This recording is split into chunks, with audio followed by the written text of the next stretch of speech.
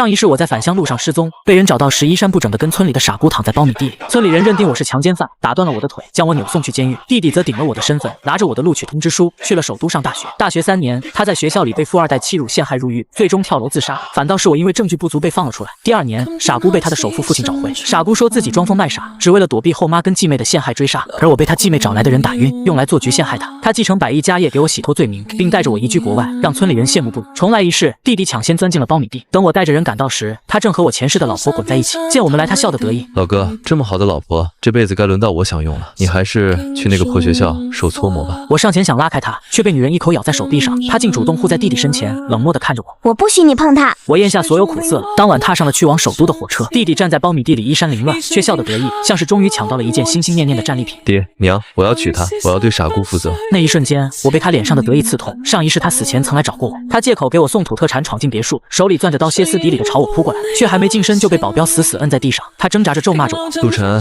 那天晚上我早就看见你被人迷晕拖进苞米地了，我是故意不管你，第2天才带着全村人去找你，我就是要让你锒铛入狱，让爹娘把你的录取通知书给我。我本以为进了首都，上了大学就能做人上人。他又哭又笑，没想到我被那群富二代当狗一样的耍，还陷害我，让我进了监狱，毁了我的一辈子。现在我什么都没有了，凭什么你一个强奸犯，文盲却过得这么好？我不服，要是重来，我绝对不要跟你互换。该去首都受苦的人是你。巡捕来抓他的时候，他癫狂推开众人，从窗户上一跃而下，命丧当场。重生而来，他先我一步钻进苞米地，跟昏迷中的苏林生米煮成了熟饭。女人的眼神懵懂无比，可在听见他要结婚的那一刻，脸却红了一片，伪装的眼神克制不住的泛出喜悦。他低头，语气郑重又笨拙：傻姑虽然笨笨的，但傻姑会对你好的。像极了当年对我许诺时的模样。我爹娘却先炸了，他们反手就给了我一巴掌，火辣辣的疼。你怎么当哥哥的？你怎么能让他被这么一个弱智缠上？他以后可是要娶城里的小姐的。他们伸手去拉弟弟，说什么也不许他去，反正村里人只知道他们家有人欺负了傻姑，又不是知道是谁，大不了让我替他坐牢。即便这一世的发展早已和上一世截然不同，可到头来被推出去的、受伤害的人依旧是我。我的心彻底冷了。弟弟凑到他们耳边低声说了几句，爹娘的脸色一点点变了。他们又去打量那个女人，半信半疑，半晌点头。如果真的是你说的那样，那这个婚是该结；要是假的，到时候你就跑了，让你哥哥回来顶替你。弟弟似乎生怕我跟他抢人，当晚就要办宴席，还非要我帮忙准备。村里人都知道他看上了傻得不能自理的苏玲，不仅急得钻苞米地，还要结婚。一群人全都站在外头看他笑话，说他简直就是精虫上脑，傻子都能要。弟弟被气得眼圈通红，指着他们破口大骂：等我老婆以后发达了，你们这些人都会像狗一样爬过来，到时候你们跪在地上求我，我1分钱都不会给。村民们笑得更大声了。一个没爹没妈、大小便都不会自理的傻子，你还指望他？他跺着脚跑回屋里，我娘把气全撒在我身上，伸手拧我。人家骂你弟弟，骂你爹妈，你怎么不知道要拦着，不知道骂回去？他进屋去哄弟弟，我爹一把掀了桌子，骂骂咧咧：办什么宴席？不办了！碗筷砸了我一身，他指着我骂，让我赶紧收拾干净，不然就收拾我。我红着眼，捂着被拧疼的手站在原地，心中一片冰冷。穿着红色棉袄的苏玲娇羞地进了院子，正好撞见这一幕，她几乎是没有犹豫，径直朝我走了过来。我的心猛地一提，脑海里闪过上一世与她相伴的50年，想到我被我爸妈甩耳光骂不要脸的时候，苏玲护着我的样子，我喉咙发紧，忍不住软了声音喊她的名字，她却突然戒备地看着我，冷声说道：你这个坏人，别再想着害我老公。我整个人僵在原地，不敢置信地看着他。他猛地从地上捡起一把刀，一刀捅上了我的手臂。见我没躲，他愣了一下，但还是凶狠地说道：我老公都跟我说了，你平时就爱欺负他，你还故意把我跟我老公的药倒了，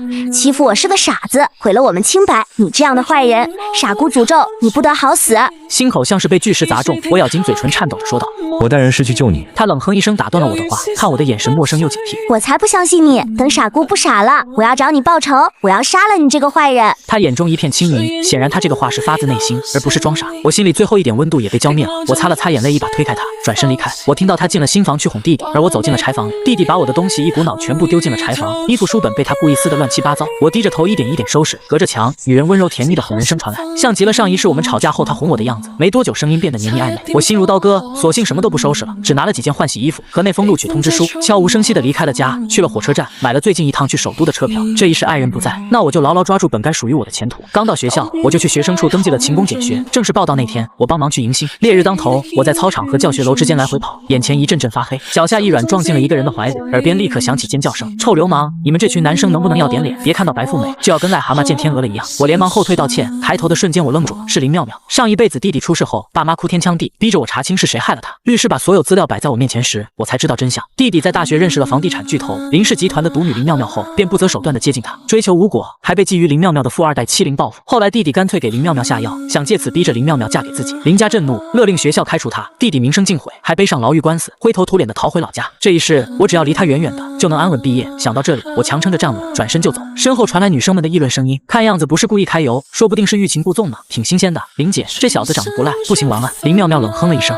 无聊，我却忍不住恍惚地想起他的结局，在大三那一年被弟弟下药，药物中毒，不得不出国治疗。可那趟航班最终失事坠毁，尸骨无存。不过这一世我不会跟他牵扯上关系，他也不会死了。我的生活只剩下2件事：学习、打工。可不知道为什么，我总能遇见他。我在自习室的座位总是会被他的小姐妹们包围，看到我回来，他就会仰头皱眉，一副不悦的表情地看着我。我放在桌面上用来充饥的东西都会消失，他还会冷冷地补充道：“你都吃什么垃圾东西？我不喜欢。”我的同学们都小心翼翼安慰我说，林妙妙打听过我的情况，像是要给我教训。我干脆不再去自习室，绕最远的路去教学楼自习。学校里躲开，我在餐厅打工碰到他们了，看见我，他的姐妹们就起哄，要指明让我过去服务，说半天不点菜，让我站在一旁听他们聊天。时间久了，连经理都忍不住问我是不是跟他们结了仇。我摇头，当天就辞了职。几天后，我被堵在图书馆后面的小巷，林妙妙站在阴影里，脸色很沉。她开口的第一句话是：“你辞职了。”我抿着嘴没有说话，她盯着我看了几秒，忽然冷笑：“陆晨安，你不用躲着我，我对你一点兴趣都没有。你以为我就很想碰见你吗？真是搞笑。”她说完转身就走。从那天开始，我真的再也遇不见她了。没过多久，老师告诉我，有企业资助家境困难的优秀学生，我在名单里，学费全部免除，每月还能领到生活费。我看着那串数字，眼眶发热。我终于不用一边饿肚子一边拼命打工了。我把所有力气都用在学习上。后来听老师说，资助我们的企业组织了支教活动，我立刻报了名，想奉献我的力量，帮助更多的人。可没想到出发那天，我在人群里看见了林妙妙，她看见我神色冷淡，转身就走。一连几天，我们没有任何交集，直到一个晚上，同屋的学长跟我聊天，说没想到林氏集团的大小姐这么善良，不止资助学生，还亲自来支教。我一下子呆住了，刚想再多问几句，外面突然传来一阵猛烈的晃动，教室里的同学们惊慌地呼喊着逃生，我也跟着大家朝着高处跑去。一片混乱中，听见有人喊林妙妙的名字，我下意识回头，看见她正把一个小女孩推上了岸，自己却脱离被汹涌的洪水卷走。我几乎没有犹豫，咬紧牙关，转身跳进了水里。我拼尽全身力气靠近她，紧紧攥住她朝岸边游去，指尖都麻木了，胸腔里灌满了水，可我依旧强撑着一口气将她拖上岸，这才安心地昏了过去。我醒来的时候，人已经在医院了，病房门被推开，一个打扮靓丽的中年女人走了进来，亲亲热热地拉住了我的手。孩子，你醒了，真的谢谢你救了我女儿。我下意识攥了攥手指，轻轻摇头。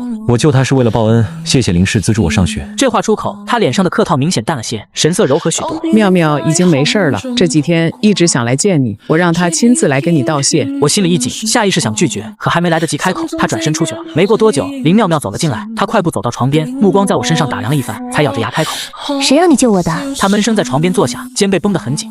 你不是很讨厌我吗？为什么救我？就为了报恩？大可不必。她语气生硬。资助你们的钱，连给我买个包都不够。说完这句，他立刻看向我，发现我神色平静，没有一点受辱或难堪，反倒让他有些无措。他低声补了一句：“你想要什么，我都可以给你。”我轻声开口：“我的确有一个愿望。”林妙妙抬头看我，眼睛带着期待。我看着她，语气认真：“你可以不要欺负我吗？我们就当普通同学，好好相处，可以吗？”她脸色一会儿红一会儿黑，猛地站起身。我什么时候？话说到一半，又应妙妙停住。算了，随便你。他跺了跺脚，转身便走，推门的动作十分用力，门框震了一下，走廊里传来他高跟鞋急促的声响，渐渐远去。方远洲不知道什么时候回来了，靠在门框上看完了全程，嘴巴张成了 O 型。陈安，我没看错吧？林大小姐刚才是不是脸红了？我闭上眼不想说话，可脑子里全是她刚才慌乱别过脸的样子。我在医院又住了5天，能下床走动了。那天下午，我扶着墙慢慢在走廊里活动，经过楼梯口的时候，看到一个穿着蓝色护工制服的人蹲在地上，正给一个坐轮椅的老人擦脚，动作粗糙，力道也不对，老人疼得直皱眉。那个护工一瘸一拐地站起来，换了条腿跪着继续擦，我整个人定在了原地。是陆兆天，我的弟弟，他瘦了很多，颧骨凸出来，眼窝深陷，左腿明显不太利索，走路的时候整个人往右歪。他穿着不合身的护工服，领口脏兮兮的，头发也是乱糟糟的，像是很久没洗过。我突然想起上一世的这个时刻，我似乎也是这般模样，在村里帮人搬货赚钱给苏林治病。那时村里人嫌我们伤风败俗，打断了我的腿，一把火烧了我们的房子，逼得我们只能背井离乡。离开村子后，苏林那个继妹雇了不少地痞流氓找茬。苏林为了防止继妹跟后妈对他下死手，装得更加痴傻癫狂，甚至开始砸毁一些店家的东西，到处惹麻烦。我每天都打3份工，还要回家照顾他，弄脏的东西还要去给被他弄毁东西的邻居陌生人下跪道歉赔偿。有家属嫌弟弟动作粗暴，当众数落他，他红着眼一把推开那些人。我是个残疾人，你们让一个残疾人干这么重的活，你们还有良心吗？那些人立刻冷笑反击，要不是看你瘸腿，还带了一个傻媳妇可怜你，我们才不会雇你这种没经验的，不干就滚。弟弟气愤地转过身，一回头刚好看见我，他先是一怔，紧接着看清我憔悴的模样后，眼中闪过一丝扭曲的兴奋。哥哥，我早就说过，你迟早也会跟我一样，妄图攀上大小姐的高枝，惹上那群富二代的。他凑近几步，压低声音：你这次住院是因为什么？被他们推进游泳池了，还是从楼上推下来了？他翻了个白眼。我劝你一句，想在学校混下去，就离那几个大小姐远点，别想着攀龙附凤。你这种货色，给他们当玩具都不够。他看我一言不发，越发急躁，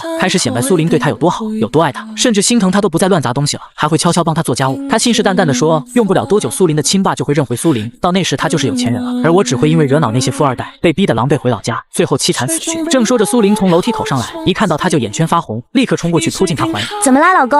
谁惹你生气了？我去咬死他！说完，苏林就要冲过去打那个老人跟家属，打死你们这群坏人！这样护短的样子，上一世我也见过，可有什么用呢？苏林仗着自己装傻，不管不顾的打砸，对方自然不会跟他计较，可最后所有的报复都会落在我的身上。明明只是挨几句骂的事情，在苏林的胡搅蛮缠下，就会变成被痛打一顿，还要赔偿人家一大笔钱。果然，弟弟勉强笑了笑，抱紧他。没关系的，老公不怕挨骂的。他又像是忽然想起什么，指着我。对了，苏林，我哥哥生病住院了呢，你还认识他吗？你跟我哥哥问句好怎么样？苏林冷漠地看着我憔悴的样子，他拍手大笑。老公，他这个坏人生病了是活该，要是能病死就好了。他躲在陆兆天的身后，对着我做恶狠狠的鬼脸。大坏人，你去死吧！陆兆天得意地瞥了我一眼，甜甜蜜蜜地抱着他就要走。他们刚走出2步，林妙妙从走廊的一头走过来，看着他们的背影对我说道：你家人。我摇摇头，林妙妙冷哼一声：两个傻子也挺绝配的，你以后躲他们远点，万一被传染了傻气怎么办？他绑着一张脸，将一个看上去就很贵的3层保温盒递给我，嘴里硬邦邦地说道：给你，我家厨师做多了，别浪费。陆兆天在看到林妙妙的那一刻脸色惨白，又猛地看向我，眼底翻涌着不敢置信的崩溃。直到苏林察觉不对，低声问他怎么了，他咬牙说道：没事儿，我只是觉得有些人不过是被人玩玩罢，还真把自己当回事儿了，真是可笑。说完拉着苏林就走。从那天起，林妙妙开始每天给我带饭，可我吃着吃着却总忍不住心生疑惑，林家那样的豪门厨师做出来的饭菜怎么会这么普通？休养结束，我回到学校，我原以为我和林妙妙会像2条终于错开的平行线再无交集，可我没想到她竟然跟我选了同一门课，又跟我进了同一个学生会部门，甚至我去打工的地方也总能见到她的身影。我终于忍不住了。林妙妙，你到底为什么这样？是不是我做错了什么？她脸色一沉，像是被气到。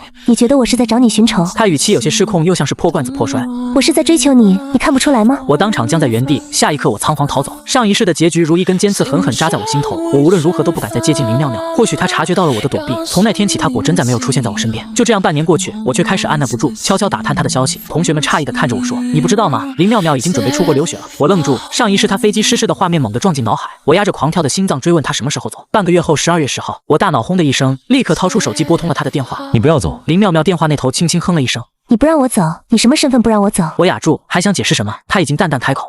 那我给你一个机会，12月9号晚上陪我吃饭，你当面劝我，劝得有道理，我就留下；劝不住，我当晚就走。我连忙答应。12月9号，我一整天都心神不宁，上午的课一个字都没听进去，满脑子都是晚上见面该怎么劝他留下。方远洲看出我不对劲，中午在食堂问我：你今天魂不守舍的干嘛？是不是有事瞒着我？我犹豫了一下，把林妙妙要出国的事跟他说了，但没说重生和飞机失事的事。方远洲听完，筷子往桌上一拍：那你还愣着干嘛？晚上赶紧去，该说什么说什么，别跟个闷葫芦似的。他从口袋里掏出100块钱塞到我手里，拿着去之前买束花，女孩子都吃这套。我摇头把钱推回去，我去不是为了追他，是为了救他的命。下午我把该交的作业都提前交了，又去辅导员那里签了假条，回宿舍换了一件最干净的衬衫。方远洲在上铺看着我，忽然说了一句：陈，不管结果怎么样，你至少别让自己后悔。我点了点头，出了宿舍。傍晚的首都已经很冷了，风里带着干燥的土腥味，街上的行道树光秃秃的，路灯在暮色里一盏一盏亮起来。我按他发来的地址找到了酒店，是一家很气派的西餐厅，开在商业街的尽头，门口站着穿制服的迎宾，金色的旋转门在灯光下亮得晃眼。我低头看了看自己的衬衫，洗了太多次，领口有些发黄，袖口的扣子也缺了一颗，可也只有这一件了。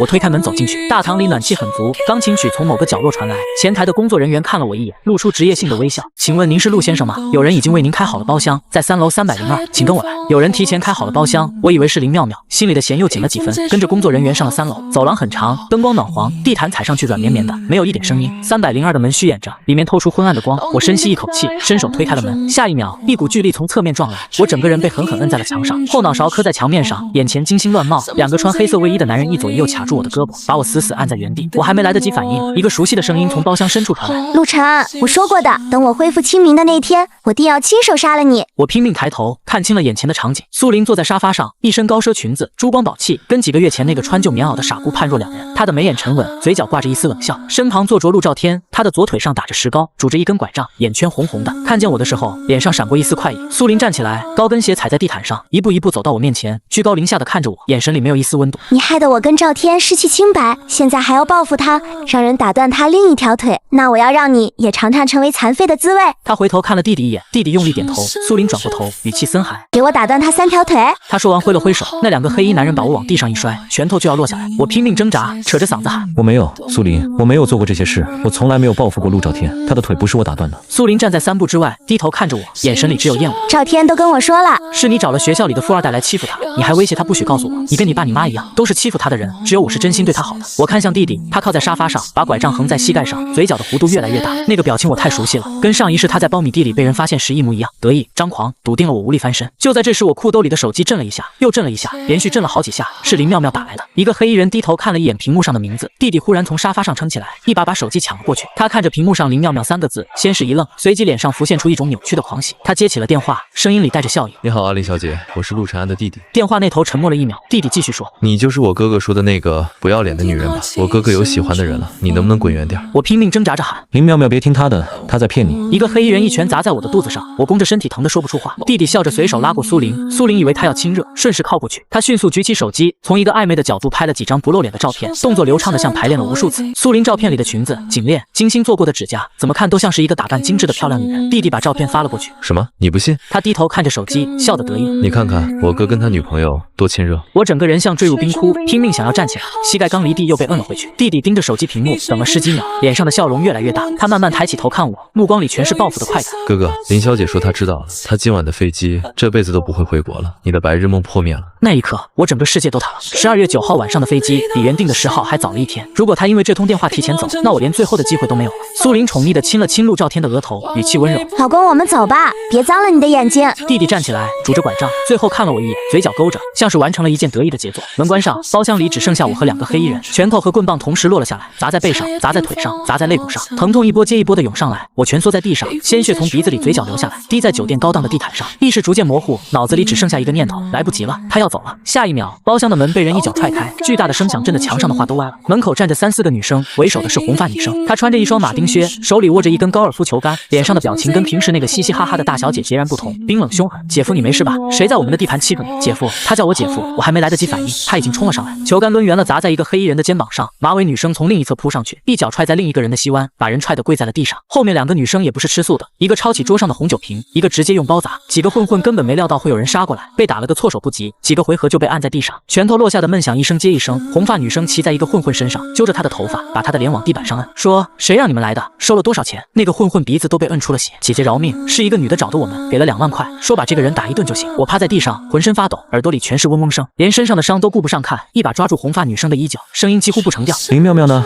她在哪里？几个人对视了一眼，原本凶悍的表情都软了下来，神色迟疑。其中一个叹了口气，蹲下来，低声说：姐夫，他出国了，今天的飞机现在应该已经登机了。那一刻，我只觉得牙齿都在打颤，全身的血液好像被抽空了。我猛地抓紧他们的手，指甲掐进掌心里，几乎是用尽全身力气喊：带我去机场，现在就去。红发女生只迟疑了1秒，立刻点头走。他们把我从地上架起来，马尾女生扛着我一边的胳膊，另一个人扶着我的腰，半拖半抬的把我塞进楼下的车里。红发女生坐进驾驶座，一脚油门踩到底，车子像一颗子弹射出去，冲进了首都夜晚的车流。车窗外的霓虹灯变成一条条彩色的光线，从我眼前飞速掠过。马尾女生坐在后座，一边帮我擦脸上的血，一边不停地拨电话，拨了一遍又一遍。电话那头始终无人接听，车厢里一片死寂，只有导航冰冷的播报声和我急促的喘息声。看着我几乎要崩溃的样子，红发女生从后视镜里看了我一眼，声音忽然低了下去：姐夫，你知道妙妙为什么不会表达感情吗？我抬起头，她握着方向盘，目光直视前方，语速很快，像是趁这段路把所有该说的都说完。她小时候父母忙，把她交给一个保姆带，那个保姆表面对她很好，背地里经常打她，还不让她哭，只要她哭就罚她不许吃饭，关在黑屋子里一整晚。她从3岁到7岁，4年一直是那样过来的。车厢里安静了一瞬，马尾女生接过话：“后来他妈发现了，把保姆送进了监狱。可妙妙已经变了，她不知道怎么跟人亲近，不知道怎么表达喜欢，一靠近谁就害怕被伤害，所以只能用最笨的方式。”红发女生的声音有些哑了：“她其实一开始就喜欢你，从迎新那天你撞到她开始，她回去跟我们说了一晚上，说那个男生好高，手好瘦，看起来比她还倔。”马尾女生苦笑了一声：“怪我们这群人瞎出主意，我们想着法子帮她吸引你的注意，在自习室围着你坐，去你打工的餐厅找你，结果全用了最差的方式，让你以为她在找你麻烦。”红发女生猛地拍了一下方向盘：“我们就是一群猪队友。”马尾女生继续说，她的声音越来越轻：“你在医院昏迷的那几天，妙妙不顾自己刚从洪水里捞出来的身体，非要守在你床边一步都不肯走。他妈来了都拉不走她，连厨房都没进过的人，硬是自己学着做饭，在医院旁边租了个小厨房，每天5点起来做，做得一塌糊涂，烧焦了好几个锅，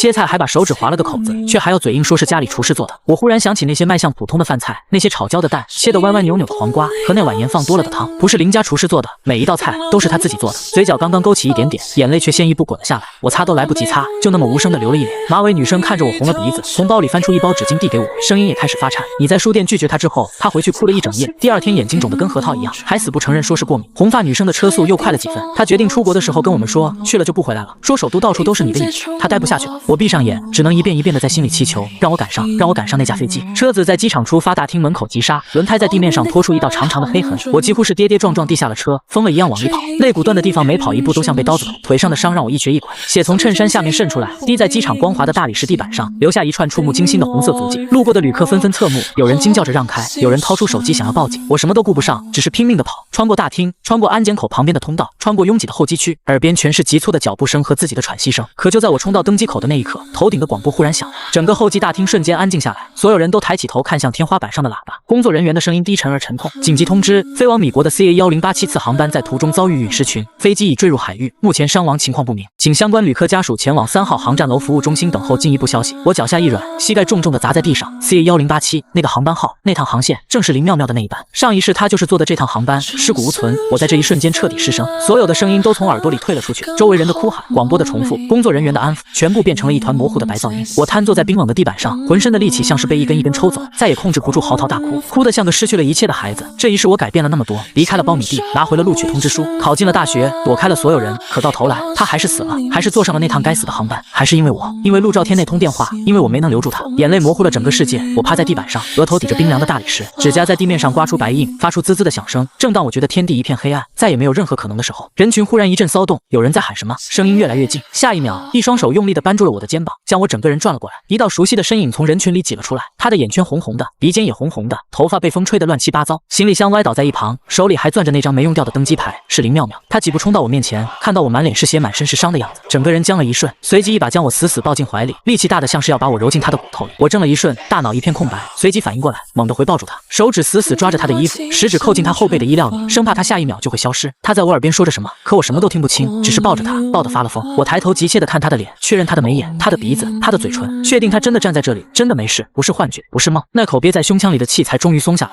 我再也忍不住将她死死地抱在怀里，声音发抖：“你怎么能不接电话？你知不知道？你真的要把我吓死了！”她收紧手臂，把我抱得更紧。我本来已经进了登机通道，可不知道为什么，走到一半，突然觉得……她顿了顿，低声说道：“我还是应该留下来再争取一次。”随即她的声音冷了下来，带着压不住的怒意：“我刚刚听他们说了，你被人欺负，那人还故意挑拨我们的关系。陈安，伤害过你的人，我绝对不会放过的。”我哽咽着点头，一遍一遍地重复：“你没事就好。”她低头看着我，忽然认真地问：“你这么害怕我出事，这么担心我，是不是因为你心里有我？”机场的灯光白得刺眼，周围的人都在看着我们，有人在哭，有人在打电话，到处都是混乱和嘈杂。可我只看见他的眼睛，干净的、认真的，里面映着我狼狈不堪的模样。我看到他眼里的光在等待中一点点暗下去，像是一盏快要被风吹灭的灯。那一刻，我咬了咬牙，放下了上辈子所有的恐惧和犹豫，轻轻点了头。他的呼吸一滞，眼眶里的泪终于没忍住，啪的一下砸在我的手背上，滚烫的。下一秒，他几乎是用尽力气死死地抱紧我，我将怀里的人抱紧，感受着他心脏疯狂跳动的频率，和我的一模一样。机场的广播还在循环播报着坠机的消息，可此刻的我只听到他的心跳和我自己终于平稳下来的呼吸。这一世我改变了一切，我不该再用上一世的恐惧去否定这一世的感情。我跟着林妙妙回了学校，她当天就取消了出国的计划。红发女生开车来接我们的时候，眼眶红着骂骂咧咧：“林妙妙，你以后要是再敢说走就走，我第一个跟你断交。”林妙妙靠在我旁边的座位上，手悄悄地伸过来，勾住了我的小指，没有回嘴，只是轻轻地嗯了一声。安顿下来之后，我开始着手处理苏林和陆兆天的事。我打听了一圈，这一世跟上辈子差不多。苏林的爸爸知道了他后来娶的老婆对苏林做下的恶事，将他送进了监狱，认回了苏玲。苏父也重新开始弥补这个亏欠已久的女人。可不一样的是，上一世是我被迷晕后，被人放进苞米地，和苏玲躺在一起。我找到了迷晕我和她的那个人，查明是被苏玲的继妹找人陷害的。而这一世是弟弟主动进了苞米地，那个原本负责迷晕苏玲的人被弟弟吓跑，至今找不到，如何都无法证明苏玲的继妹迫害过他。苏玲是无辜的。苏父虽然很心疼这个女人，可也很膈应她。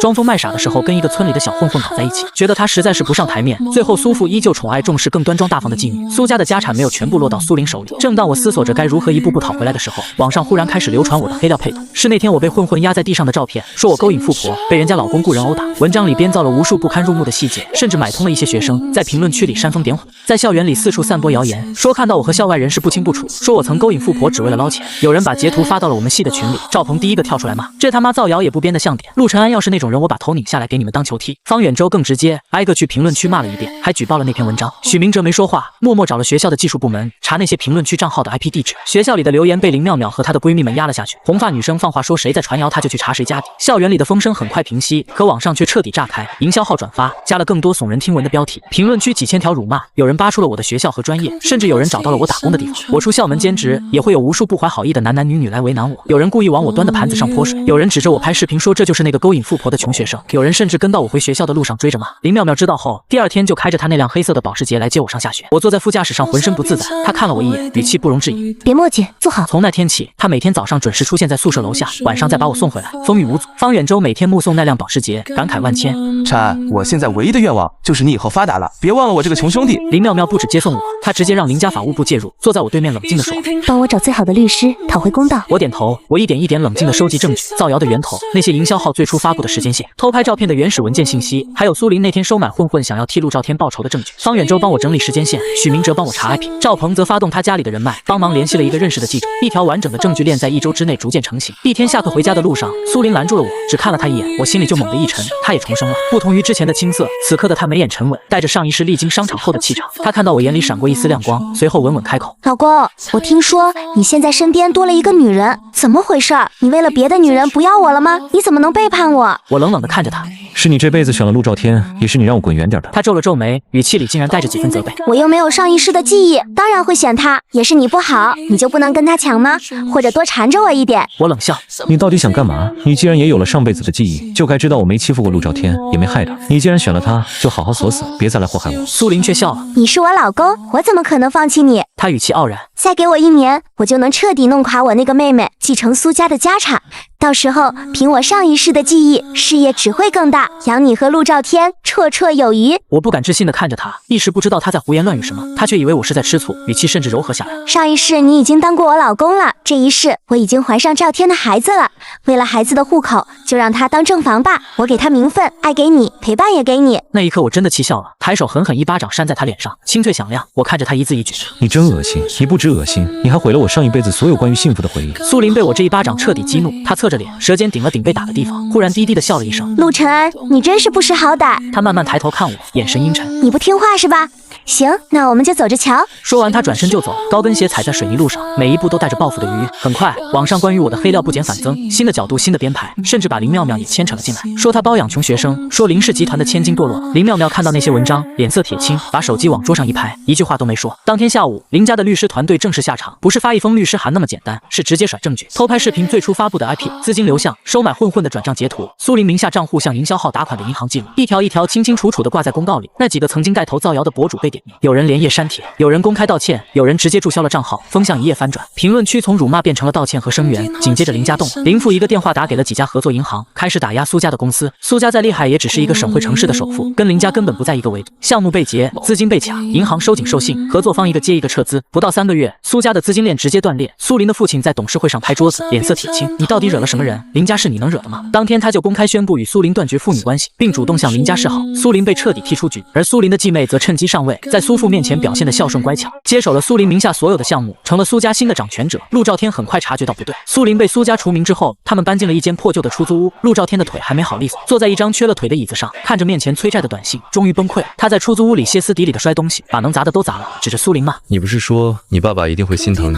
给你全部家产吗？你上辈子不是首富吗？要不是知道你以后有钱，我怎么可能跟你在一起？他越说越激动，口不择言。早知道缠着林妙妙有用，我当初就该多缠几次。实在不行，我也可以可以去勾搭她的那些闺蜜，反正都有钱。这句话一出口，苏林整个人僵住了，他猛地抬头盯着他，声音发冷：“你什么意思？你也是重生的？”陆兆天一怔，嘴角还挂着愤怒的弧度，随即破罐子破摔，反正都到了这个地步，还有什么好瞒的？是啊，那又怎么样？要不是你自己没用，我至于这样吗？苏林站在原地，像是被一盆冰水从头浇到脚，他忽然笑了，笑得浑身发抖。所以你从一开始就知道我在装傻，你在苞米地里不是意外，你是算计好的，你算计的不是我的身体，是我将来的钱。陆兆天不说话了，可他沉默的样子比任何承认都更像认罪。争吵彻底失控，苏林骂他急走了我，害他一步步走到今天，他骂他废物，装疯卖傻了半天，最后还是搞不过他继妹。最后陆兆天直接出轨了，找了苏林继妹身边的一个女助理，他以为通过这个女助理能搭上继妹，继而重新搭上苏家的关系。可那个继妹只是利用他探听苏林的底细，做完这一切后，当天就把他踹了，电话拉黑，人间蒸发。陆兆天被暴怒的苏林找上门，他拎着一把水果刀冲进了他躲藏的小旅馆，连捅了好几刀。苏林伤人后潜逃，而我和林妙妙收到了海外硕士的录取通知，同一所学校，同一个城市，同一趟航班，但不是那趟，我们一起准备出国手续。就在临行前几天，一个下雨的傍晚，我从图书馆出来，撑着伞走在回宿舍的路上，一个人影从雨幕里走了出来。苏林，他站在路灯下，雨水顺着他的头发往下淌，整个人像被抽空了一样，衣服皱着，眼圈发红，嘴唇没有血色，跟几个月前那个在花坛旁傲然开口的女人判若两人。他看见我，眼里闪过一丝亮光，像是溺水的人抓住了最后一根绳子，随后稳稳开口：“我知道陆兆天的真面目了，我真的没想到他跟我在一起，只是因为知道我将来会有钱。”他说着，声音哑了：“我一直爱的人都是你，之前说让陆兆天当大房的那些话都是赌气，我是吃醋，你没有坚定的选我，我才会那样说气你的。”他往前一步，语气卑微：“你原谅我好不好？看在我们上一世相守相依的50年感情，我会好好的爱你。这辈子虽然我们没有钱，但是我会做好一个贤内助的，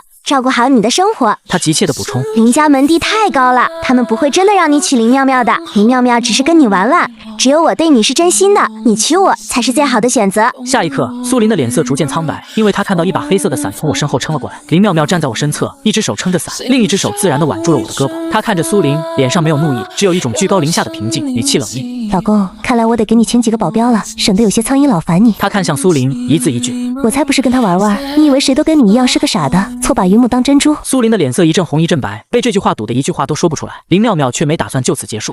我已经报警了，巡捕在来的路上，你还是进监狱里继续后悔吧。苏林死死盯着他，又看了我一眼，目光里翻涌着不甘绝望和最后一丝不肯熄灭的执念，可最终什么都没说，只能狼狈地转身跑掉。雨水打在他的背影上，身形摇摇晃晃，很快消失在了夜色里。人走远后，林妙妙收了撑在我头上的那把伞，脸色才彻底沉了下来。她看着苏林消失的方向，声音低了下去：“你不要听他说的那些话，他是在挑拨离间。”我看着他紧绑的神色，雨水顺着他的下颌线滑落，睫毛上挂着细密的水珠，眉头微蹙，嘴唇抿得很紧，分明比谁都在意，却还要装出一副无所谓的样子。我忍不住笑了笑。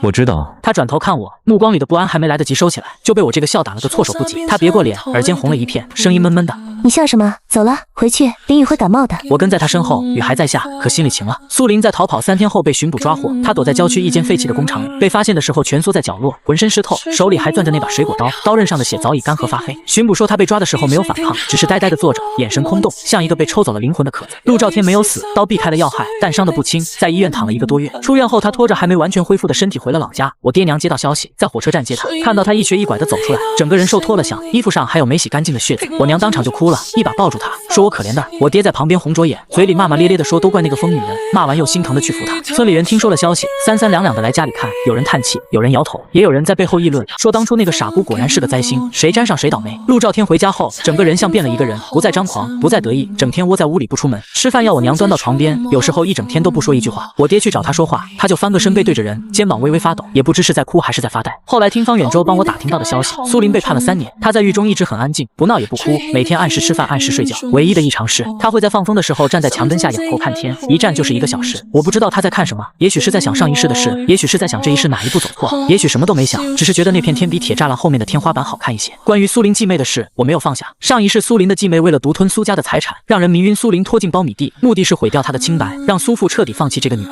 这一世虽然是陆兆天主动钻进了苞米地，打乱了继妹的计划，可那个负责下药迷晕苏林的人依然存在，只是被陆兆天吓跑了。找到那个人，就能证明继妹的罪行。我把这条线索索交给了林妙妙的法务团队。林家的调查能力不是苏家能比的，不到2个月，那个当年负责下药的人就被找到了，是一个在镇上混日子的小混混，当年收了苏林继妹5000块钱，负责在苞米地里迷晕苏林，然后拍下不堪的照片寄给苏父。他被找到的时候，在另一个省的工地上搬砖，看到律师递过来的录音笔，整个人吓得腿都软了，交代得干干净净，证据确凿。苏林的继妹被以故意伤害罪和诈骗罪提起诉讼。苏父看到那些证据的时候，坐在办公室里沉默了很久，最后签下了与继妻离婚的协议，并亲自去监狱看了苏林一次。那次探视的具体内容我不得而知，只知道苏父出来的时候眼圈是红的。后来苏林的刑期因为表现良好被减刑，提前出狱后，苏父重新接纳了他，虽然没有恢复他在公司的职务，但给了他一笔钱，让他重新开始，这些都是后话。临行前我回了一趟老家，去看我爹娘，车停在村口，我沿着泥路往里走，苞米地还是那片苞米地，风吹过去沙沙的响，阳光照在上面泛着金色的光，跟那个改变一切的夜晚完全是2个模样。院子里我娘正在晒被子，看到我走进来，手上的动作停了一下，脸上的表情很复杂，有惊讶，有闪躲，还有一丝不自然的心虚。她张了张嘴，半天才挤出一句回来了。我嗯了一声，站在院子里打量着这个从小长大的地方，墙角的砖缝里长出了杂草，堂屋的门槛磨得发亮，柴房的门还是当年那扇，荷叶生了锈，推开的时候吱呀响。我爹从屋里出来，比上次见面老了很多，头发白了一大半，背也驼了。看到我的时候，先是愣了一下，然后别过头，干咳了2声，嘴里含含糊糊的说了句什么，听不太清，但语气里少了从前那种暴躁和蛮横，多了一种说不清道不明的局促。陆兆天坐在堂屋的椅子上，看到我进来，身体明显僵了一下，手指不自觉地攥紧了椅子扶手。我看着他，他瘦了很多，眼窝深陷，左腿上还缠着绷带，整个人蜷在椅子里，像一只被打断了翅膀的鸟，再也飞不起来了。他嘴唇动了动，像是想说什么，最终什么都没说出口，只是低下了头，肩膀微微颤抖。我在他对面坐下，沉默了很久，最终只说了一句：你好好养伤，以后的路自己走。他猛地抬头，眼眶通红，嘴唇哆嗦着，声音嘶哑：哥，对不起。3个字从他嘴里挤出来，像是用尽了全身的力气。我没有接话，站起来走出了堂屋。院子里阳光很好，我娘站在门口，手里攥着一块抹布，看着我的背影，嘴唇张了又合，最终只是叹了口气。我走到村口的时候，回头看了一眼那个院子，那片苞米地，那些年少时的委屈和伤痛都留在了身后。我不恨他们，但我也不会再回来了。回到首都后，我和林妙妙开始准备出国的手续。签证下来的那天，她拿着2本护照，难得露出了一个孩子气的笑容，眉眼弯弯的，像是偷到了糖的猫。我看着她笑，忽然想起红发女生说过的话，她从3岁到7岁，整整4年不被允许哭，不被允许表达任何情绪，所以长大后只能用最笨拙的方式去靠近一个人，刺一下，退一步，再刺一下，再退一步，用尽全力也只能做到在旁边站着，送起和自己做的难吃的饭，却连一句喜欢都说得像在吵架。而此刻，她站在阳光里，笑得毫无防备，我忍不住伸手揉了一下她的头发，她躲了一下，瞪我：干嘛？弄乱了？嘴上嫌弃，耳间却又红了。方远洲、许明哲、赵鹏3个人在校门口送我们。方远洲抱了我一下，拍着我的后背，声音闷闷的：到了那边好好照顾自己，别省过头。你要是敢饿肚子，我飞过去揍你。许明哲推了推眼镜，递给我一个 U 盘，很小声地说：里面是我整理的前沿文献和实验数据模型，你用得上。赵鹏则大大咧咧地塞了一个红包，我就不说那些肉麻的了，拿着，别跟我客气。我看着他们3个，喉咙发紧。这一世，如果不是方远洲在火车上给我包扎伤口，如果不是许明哲默默帮我查阿炳，如果不是赵鹏第一个在群里替我骂人，我不知道自己能不能撑到今天。我没有说太多，只是用力地握了握他们的手，转身的时候偷偷擦了一下眼角。飞机起飞的那一刻，林妙妙坐在我旁边，手悄悄伸过来，勾住了我的小指。窗外的云层在机翼下翻涌，阳光从上方照下来，把整片云海染成了金色。我偏头看她，她正望着窗外，侧脸被光勾出一道柔和的轮廓，睫毛在脸颊上投下淡淡的阴影，安静的像一幅画。到了国外之后，一切从零开始，租房、注册、选课，适应全英文的教学环境。我和林妙妙租了学校附近的一间小公寓，2室1厅，她住大的那间，我住小的那间。第一天搬进去的时候，屋子空荡荡的，只有房东留下的一张旧桌子和2把椅子。林妙妙看了一圈，皱了皱眉，二话不说打了个电话。当天下午，一辆搬家公司的卡车停在楼下，搬进来的全是她从网上订的东西，锅碗瓢盆、床垫被褥、窗帘地毯，甚至还有一台咖啡机和一个小型的空气净化器。我站在门口看着搬家工人来来回回，忍不住说：你是来留学的还是来搬家的？他白了我一眼。嫌弃就睡地板。从那天起，我们的生活逐渐有了固定的模式。早上他比我起得早，会在厨房里煮咖啡。虽然手艺1年过去了，依然没有太大长进，咖啡不是太浓就是太淡，但每天早上推开门，闻到那股混着焦味的咖啡香，心里就觉得踏实。上课的时候，我们不在同一个专业，他学的是金融，我还是材料学。白天各忙各的，晚上回到公寓，2个人坐在客厅里，各占一头沙发，各写各的论文。偶尔他会突然把电脑转过来给我看一组数据，也不解释，只等着我说对还是错。我看一眼，指出问题，他哼一声，默默改了。有时候我写论文写到卡壳，会对着屏幕发呆，他察觉到了，也不说什么，起身去厨房端回来一碗热汤，往我手边一放，人就又坐回他那头去了，从头到尾一个字都不说。这就是他表达关心的方式，笨拙别扭，却让人心里暖得一塌糊涂。第1个学期结束，我拿了全系第1，导师把我单独叫到办公室，说有一个跟国际顶尖实验室合作的项目，问我愿不愿意加入。我答应了。那个项目需要投入大量时间，有时候在实验室一待就是10几个小时。回到公寓已经是凌晨，客厅的灯总是亮着，沙发上放着一条毯子，茶几上放着一碗还温热的粥，碗上倒扣着一个盘子保温。他房间的门关着，里面没有灯光，应该已经睡了。可粥是热的，说明他一直等到不久前才去睡。我端起碗，一口一口的喝完，把碗洗了放回去。走过他房间门口的时候，停了一下，看着那扇关着的门，轻轻说了句晚安。门里没有声音，可我总觉得门那边有人也在等着这句话。第2年春天，林妙妙过生日，我提前1个月就开始准备。我没什么钱，即便有了林妙妙，我也从不肯花她一分，依旧打工，依旧省吃俭用，只是不再饿肚子。我用打工攒了3个月的钱，买了一条银项链，很细，没有宝石，只有一个小小的心形吊坠。我把它装在一个简陋的纸盒里，用超市的彩带绑了个蝴蝶结。生日那天，我提前下课回了公寓，系上了方远洲邮寄来的围裙，对着手机上的教程，花了3个小时做了一桌菜，4菜1汤，跟他当初在医院给我做的饭一样。我也学着他的方式，蛋炒的有些焦，排骨炖的脱了骨，黄瓜切的歪歪扭扭，盐还是放多了。他推门进来的时候，看到满桌的菜和桌上那个绑着彩带的纸盒，整个人愣在了玄关。我站在厨房门口，围裙上沾着油渍，手上还有一个切菜时留下的小口。我看着他，他看着桌上的一切，目光在那些歪歪扭扭的菜之间来回扫了几遍，最终停在了那个小纸盒上。他走过去，坐下来，把盒子拿起来，拆开彩带，打开，看到里面那条细细的银项链，手指碰了碰那个心形的小吊坠。他没有说话，低着头，肩膀开始发抖，一滴泪落在那个小小的心形上，接着是第2滴、第3滴。他用手背狠狠地擦了一下眼睛，声音又闷又哑，丑死了。然后他把那条项链戴上了，再也没摘下来过。日子就这样一天天的过，平淡琐碎，却踏实的像脚下的土地。研究生第2年，我的论文在国际期刊上发表，导师推荐我继续读博。林妙妙拿到了一家国际投行的实习机会，我们各自忙着，有时候一整天说不上几句话，但每天晚上回到那间小公寓，看到对面沙发上那个人，就觉得这一天是完整的。博士第1年，方远洲来看我们，他拿到了国内一所重点高校的教职，志得意满，进门就抱住我，使劲拍我后背。陆承安，你小子真行，国际期刊都发了。他带了一箱老家的土特产，花生、核桃、红薯干，满满当当的塞满了我们的储物柜。晚上我们3个人坐在客厅里吃火锅，方远洲喝了几杯啤酒，开始絮叨。许明哲去了一家科技公司做技术总监，赵鹏回去接他爸的班了。还有啊，你那个弟弟听说在老家开了个小卖部，你爹帮他看着，日子过得还行。我家菜的手顿了一下，没说什么。林妙妙在旁边默默给我碗里添了一块肉。方远洲看了我们一眼，感慨万千。他说他也有了对象，是他们学校图书馆的管理员，温温柔柔的一个姑娘，俩人处了半年多，准备年底结婚。我终于笑了。到时候我和妙妙飞回去，给你当伴郎伴娘。方远洲乐得合不拢嘴。第2年的冬天，一个周末的傍晚，天很冷，我和林妙妙裹着围巾在街头散步，路灯拉长了我们的影子，重叠在一起，分不清哪个是谁的。经过一家珠宝店的时候，他不经意地瞟了一眼橱窗，又迅速移开目光，装出一副毫不在意的样子，可耳尖泛了红。我注意到了，没有声张。隔天趁他去上班，我一个人去了那家店，站在橱窗前看了很久，最后买了一枚很简单的戒指，白金，没有钻石，只在内侧刻了2个字妙安。那天晚上我们照常坐在客厅里，他在看财报，我在改论文，壁炉里的火烧得噼啪响，暖黄色的光铺满了整个客厅。我合上电脑，走到他面前，他抬头看我，眼里带着疑惑。我没有单膝下跪，没有准备鲜花和蜡烛，只是把那个小小的戒指盒放在他膝盖上，然后安安静静地看着他。他低头打开，看到里面那枚素净的戒指，指尖碰了碰内侧的刻字，又抬头看我，眼圈一瞬间就红了。他合上盒子，抿了抿嘴，声音又软又硬，连颗钻石都没有。可他说完，自己先笑了，眼泪就那么挂着笑意落下来。他自己把戒指戴上，左手无名指，刚刚好，大小是我偷偷量的。在他睡着以后，用一根线绕过他的指节。他抬起手，在壁炉的火光下看了又看，像是看一件稀世珍宝，然后轻声开口：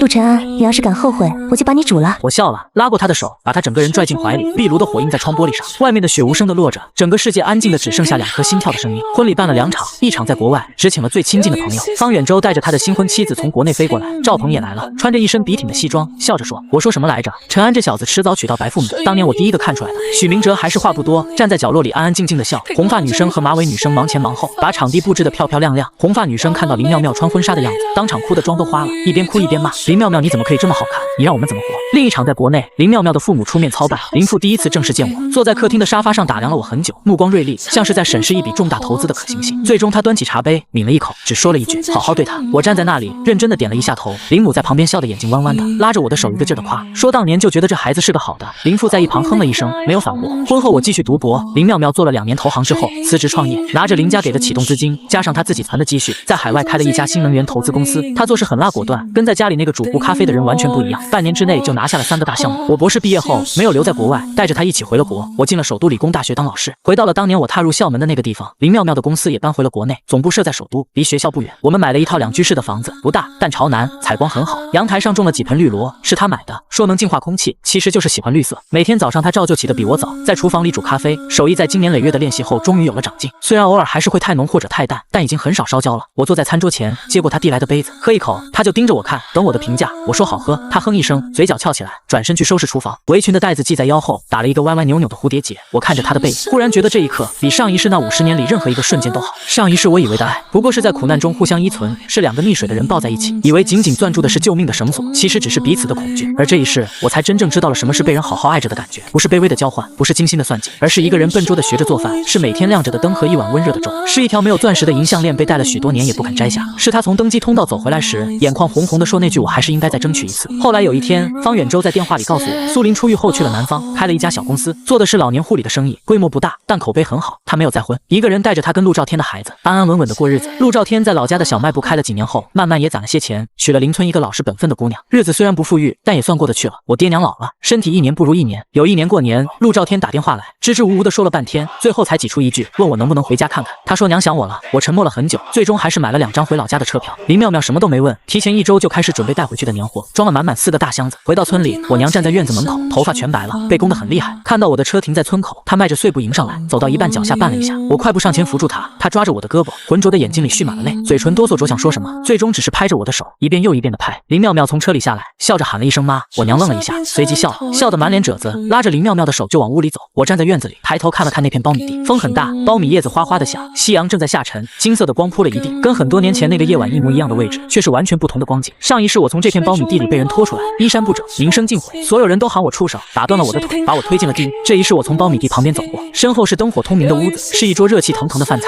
是一个笨拙的却把我放在心尖上的人。我低头笑了一下，转身走进了屋里，门在身后合上，把所有的风声和苞米地的沙沙声都关在了外面。屋里很暖，林妙妙正在帮我娘摆碗筷，她抬头看到我进来，冲我挑了一下眉，嘴角弯着，脖子上的银项链在灯光下晃了晃，那个小小的心形吊坠还在。多年过去，被她的体温捂得温润柔亮。我走过去，在她身边坐下，伸手握住了她的手，十指相扣，掌心贴着掌心，温热而踏实。窗外最后一缕夕阳沉下去，天边只剩一抹橘红色的余晖，很快也会消散，但没关系，明天还会有新的太阳升起来，而我终于不再害怕天黑了。